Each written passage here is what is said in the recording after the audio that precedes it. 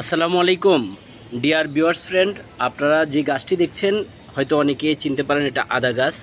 এটা বাজার থেকে কিনে আনা আদার থেকে যখন আদার থেকে একটু গ্যাস বের হয়, একটা গ্যাস এখানে লাগানো হয়েছে। দেখুন এখান থেকে মাশাআল্লাহ কিভাবে অনেকগুলো শাখা বের হচ্ছে।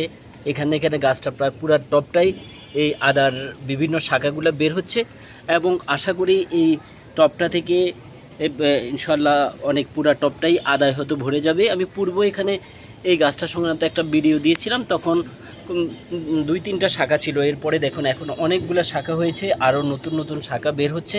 ধীরে ধীরে হয়তো পুরা টপটাই শাখা হবে এবং এই টপটার অন্ত পুরা টপটাই আদাতে ইনশাল্লাহ ভরে যাবে বলে আশা করি।